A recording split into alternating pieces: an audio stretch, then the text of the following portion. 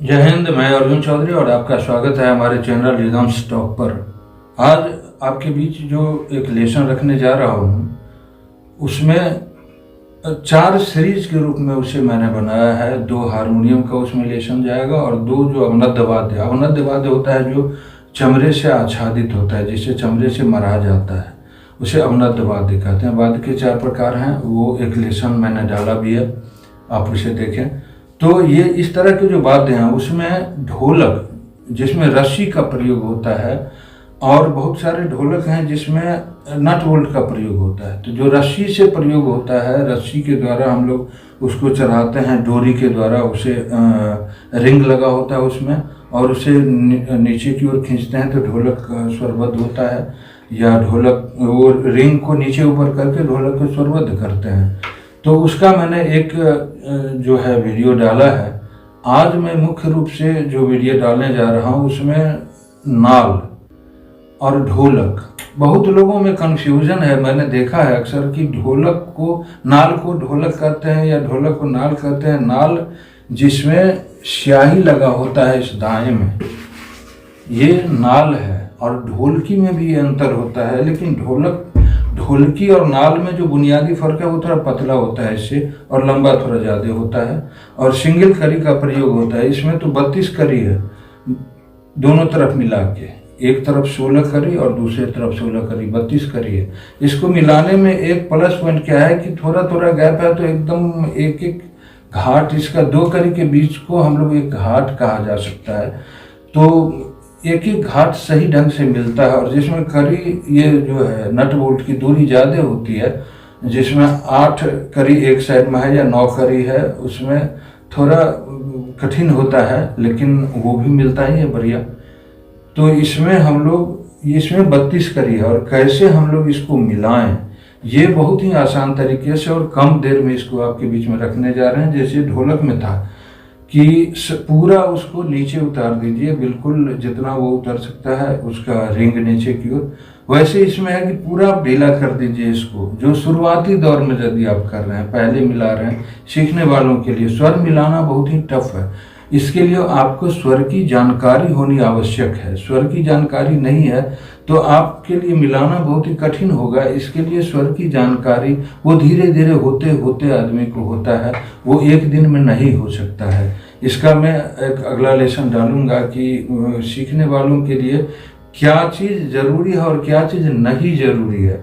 बिना मतलब का टाइम वेस्ट उस पर करने से क्या फ़ायदा है। तो आज मैं ये नट बोल्ट वाला जो भी है, ढोलक नट बोल्ट वाला या नाल, ढोलकी, आजकल तबला में भी देखते हैं कि नट बोल्ट का प्रयोग होता है, और पखावज में भी मैंने देखा है कि ऐसा जो नट बोल्ट का प्रयोग करने लगे हैं अब। दक्षिण भारत में जो मृदंगम होता था जिसमें डोरी का प्रयोग था, वो लेदर का, उसके जगह पर अब देखते हैं कि नट बोल्ट का प्रयोग होता है। तो इसका प्रयोग ज़्यादा होने लगा, चूँकि एक बार बढ़िया से टाइट कर दिया तो उसमें स्वर एकदम स्थिर रहता है, वो नीचे ऊपर कम होता है। डोरी में या वो जो लेदर वाला होता है उसमें थोड़ी समस्या होती है, हालांकि वो भी अच्छा ही होता है, तबले तो ज़्यादातर उसी में होते हैं। तो आज मैं इसी पर चर्चा करने जा रहा हूँ कि इसको मैं कैसे स्वरबद्ध करूँ। हम लोग जो स्वरबद्ध करेंगे उसके 2 तरीके हैं। या तो हम लोग कहीं हारमोनियम से स्वर लेते हैं तो उसका 2 विधान है। या तो आपको सोलो बजाना है, एकल वादन करना है, और जिसमें आप लीड कर रहे हैं, तो उसके लिए आप खुद से स्वर को ढूंढेंगे कि मेरा वाद्य यंत्र किस में अच्छा बजेगा, किस स्वर में। या फिर संगत कर रहे हैं तो सिंगर जो हैं, गायक जो हैं, उनका जो आधार स्वर होगा, जिस स्वर से वो गाना गाएंगे, उस स्वर के आधार पर हमको मिलाना पड़ेगा। तो उसका मैं हारमोनियम का जो चैप्टर रखने जा रहा हूँ उसमें 2 वीडियो डालेंगे, और दोनों में आपको क्लियर हो जाएगा कि गायक किस स्केल से गाए और आपको किस स्केल में मिलाना है, कहाँ कहाँ मिलाना जरूरी है, और आधार सुर किसे कहते हैं। हारमोनियम में जो नोट्स हैं, उसके जो स्वर पटल हैं, जो कीज हैं, उसके पाश्चात्य नाम क्या है, हिंदुस्तान में नाम क्या है, बोलचाल की भाषा में नाम क्या है, सब मैं हारमोनियम का जो 2 लेसन डालूंगा उसमें डालने जा रहा हूँ। आज मैं आपको दिखाता हूँ कि या तो आप हारमोनियम से यदि स्वर लें तो उसमें बहुत सारा कॉपलर होता है जिसमें एक साथ कई स्वर बजते हैं। तो चूंकि बहुत सारे बजेंगे तो आपका ये मिलाना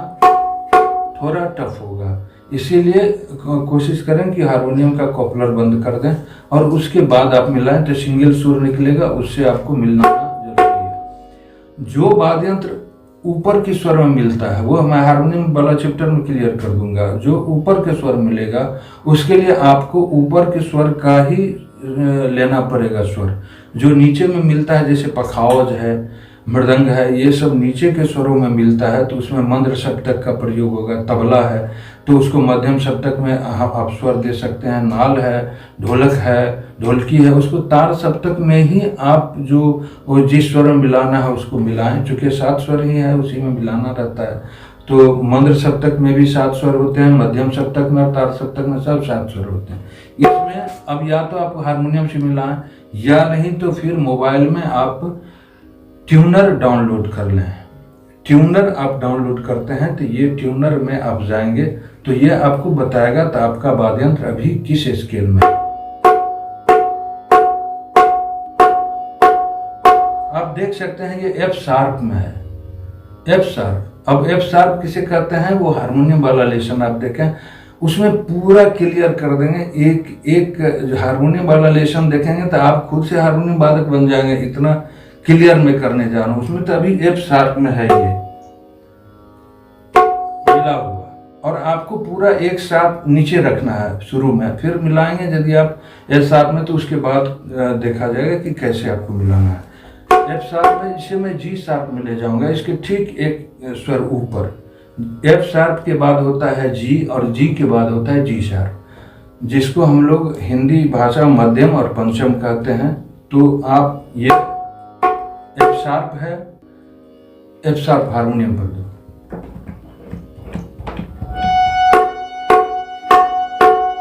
देखें एफ शार्प है, थोड़ा बहुत इधर है और इसको मैं जी शार्प में ले जाऊंगा तो ये आपका जो इसका जो रिंच है जिससे इसको हम टाइट करते हैं तो उसमें एक ही बार बहुत सारा नहीं घुमा देना है, धीरे धीरे। देखो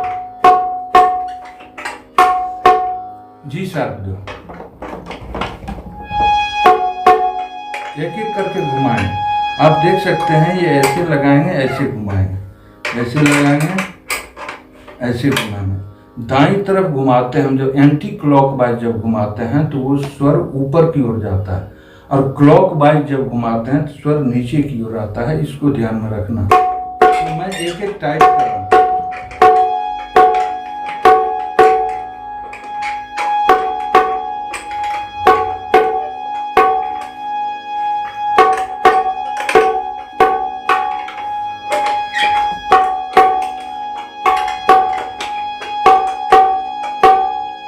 आप एक एक स्वर देखिए कैसे इसमें घुमाएं।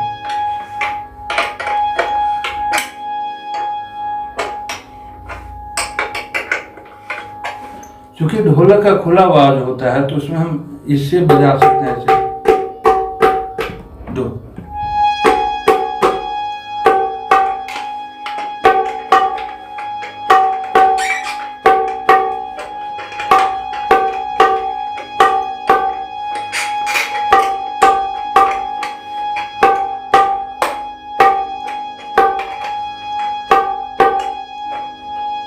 इसको मैं देखता हूँ फिर आगे की ओर कैसे इसी तरह चढ़ाते जा रहे हैं। मैं पंचम में मिला रहा हूँ। आप इस तरह देख रहे हैं कि ये लगभग आसपास आ चुका है ये जी शार्प के। कहीं कहीं नीचे दिखा रहा है, कहीं कहीं सही है। तो जब एक एक रिंग को हम लोग एक एक नट बोल्ट को एक एक बार टाइट करते बराबर बराबर स्वर के आसपास चले जाते हैं। उसके बाद अब देखना है कि किसी को 2 बार घुमाने से होता है, किसको उतारने से होता है, ये उसके आसपास जाने पर पता चलेगा। दबाओ, देखिए ये नीचे है, इसको उनको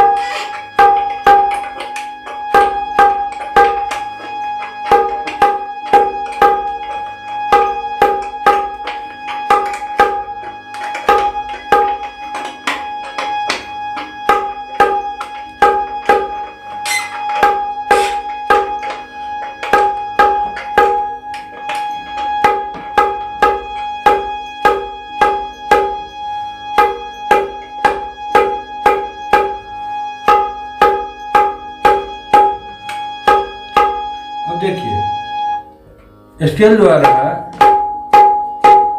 जी शार्प,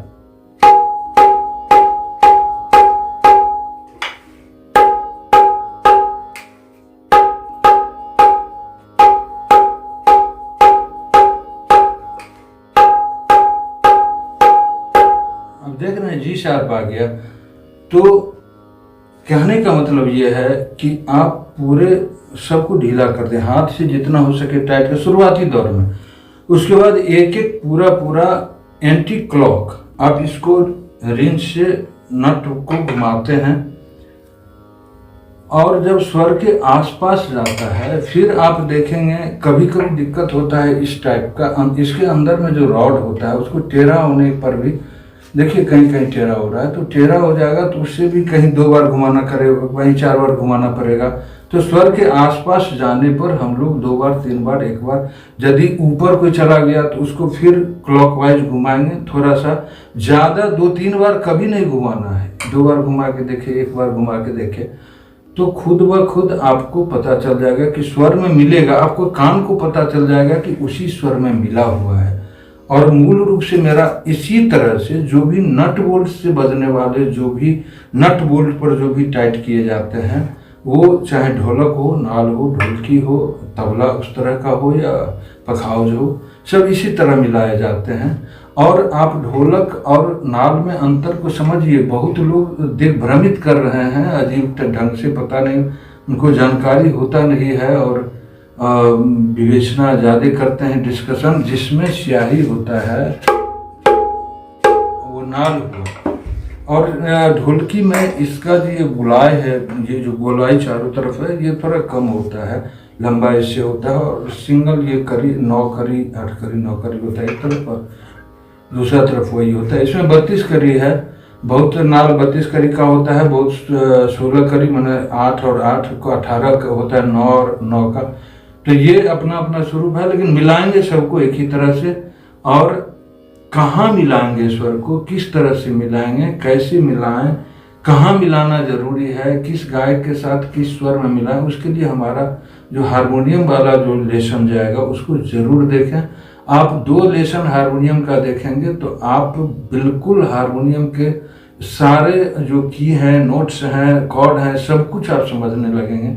उसके बाद आपको कहीं कोई परेशानी नहीं होगी। जहाँ सिंगर को एक बार पूछे आपको बता देगा, आप खुद से मिला लीजिएगा, ये आसान हो जाएगा। और इसी के साथ मैं आज का ये लेसन यहीं समाप्त करता हूँ, फिर मुलाकात होती है अगले लेसन में। बहुत धन्यवाद।